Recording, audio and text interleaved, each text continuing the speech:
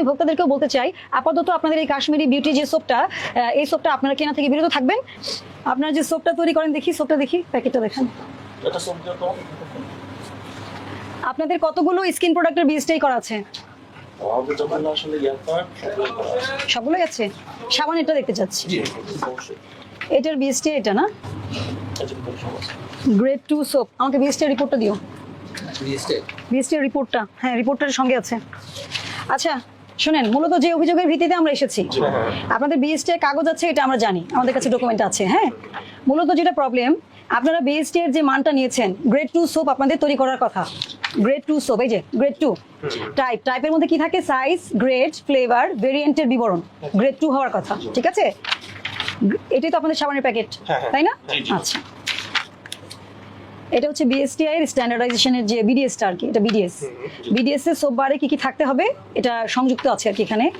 আপনাদের সাবান বিএসটিআই কর্তৃক বিগত 17/3/2025-এ ল্যাব টেস্ট করার পরে যে মান আপনাদের জন্য নির্ধারিত ছিল, সেখানে দুই জায়গায় খুব বড় পার্থক্য পাওয়া গেছে। একটা হচ্ছে টোটাল ফ্যাটি ম্যাটার, যেটা খুব মেজর পার্ট। একটা সাবানের অবশ্যই মিনিমাম 70% ফ্যাট হতে হবে, যেটা আপনাদের পাওয়া গেছে 21.32। এটা বিএসটিআই রিপোর্ট, এটা স্ক্যান করলেই পেয়ে যাবেন। ঠিক আছে, এটা বিএসটিআই কেমিক্যাল টেস্টিং উইং, ওনারা আপনার স্যাম্পলটা কালেক্ট করেছে। আপনার date of received of sample 17/3-এ এবং ডেট অফ টেস্টিংও 17/3, এবং রিপোর্ট করে এটা পাবলিশ করেছে 20/3/2025-এ, যেখানে টোটাল ফ্যাটি অ্যাসিড 70% থাকতে হবে। আর এখানে 21.32 পাওয়া গেছে আপনাদের সাবানে। এটা এতই বাজে অবস্থা যে এটা মান তো অনেক দূরের কথা, নিম্নমানের চেয়েও নিম্ন হয়ে গেছে বিষয়টা। দাঁড়ান, আরেকটা হচ্ছে ম্যাটার ইনসলিবল ইন অ্যালকোহল, এটা থাকতে হবে 3 ম্যাক্সিমাম, এটা পাওয়া গেছে 7.18, অনেক বেশি। এবং এটা দাঁড়ান আমি আগে বলে নেই, এবং এই রিপোর্ট আমরা বিএসটিআই থেকে নিয়ে এসেছি।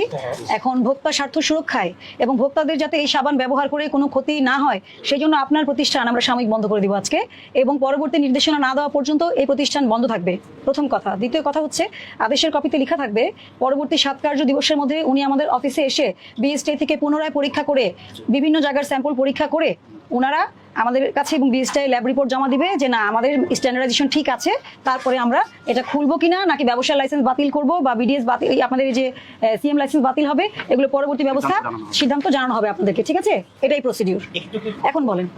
হ্যাঁ বলেন। আমাদের তো ফ্যাক্টরিটা মাগুরাতে, ঠিক আছে? মাগুরা ফ্যাক্টরি বন্ধ হয়ে যাবে আজকে। হ্যাঁ, ওইটা আমরা খুলনা থেকে বিএসটি করেছিলাম, তারা তো আমাদের যে অনুমোদন দিয়েছিল। আপনি যে স্যাম্পলটা দিয়েছেন বা বিএসটিআই তখন যেটা কালেক্ট করেছিল, আপনাকে দেখেন অনুমোদন দিয়েছে কবে? 2024 সালের 22/1/2024 থেকে 30/6/2026 পর্যন্ত। বাট বর্তমানে যে সাবানটা মার্কেটে পাওয়া যাচ্ছে সেটার এই কন্ডিশন, এটা আপনাদেরকে বুঝতে হবে। যেহেতু এটা স্কিনের বিষয় এবং যেহেতু এটা মানুষের স্বাস্থ্যগত বিষয়, এবং বিএসটিআই ল্যাব টেস্ট করে বিএসটিআই সাথে আমরা কথা বলে এসেছি, সেহেতু আমরা এই প্রতিষ্ঠানটি সাময়িক বন্ধ রাখবো। এটা মানে এটা না যে আপনাকে কিন্তু কোনো জরিমানা এখন আরোপ করা হচ্ছে না, আমরা সাময়িক এই কার্যক্রমটা বন্ধ রাখছি। কেন? এটা নিয়ে বাজারে অনেক সন্দেহ তৈরি হয়েছে।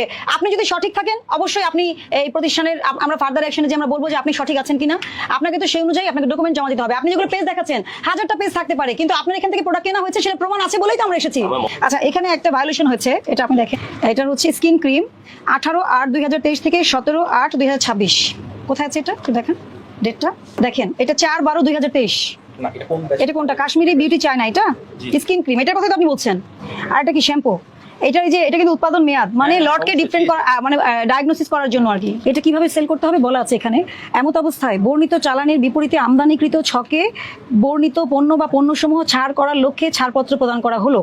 শর্ত থাকে যে আমদানিকৃত পণ্যের প্যাকেটে, লেবেলে, বস্তার গায়ে এলসি নং, তারিখ, আমদানিকারকের নাম ও ঠিকানা, বিএসটিআই এর মার্ক, মানচিহ্ন, বাংলাদেশ স্ট্যান্ডার্ড ওজন ও পরিমাপ, পণ্য সামগ্রী মোড়কজাতকরণ বিধিমালা 2018 অনুযায়ী স্টিকার সংযুক্ত করে পণ্য বাজারজাত করতে হবে। আপনার এখানে বিএসটিআই স্টিকার আছে? আমদানির স্টিকার আছে, আমি জানি, দেখেছি তো। আমি জিজ্ঞেস করছি বিএসটিআই স্টিকার আছে কিনা, নাই। আপনি এটাকে এমন ভাবেই করেন আজকে, হ্যাঁ এমন ভাবে এটাও দেন ভিতরে, এগুলো হ্যাঁ। আর আপনার এই আমদানিকারক যে ওনারা আসলে দেখে নেবেন ওনার আসলে কোনো নাম ঠিকানা সঠিক আছে কিনা, কারণ আমরা অনেক সময় এটা ফেক পাই, এই জন্য বলছি আপনাকে। ঠিক আছে, যিনি অভিযোগকারী উনি কিন্তু এই আউটলেট থেকে সাবান কিনেছেন, তার ভিডিও ফুটেজ আছে, সবকিছু আছে।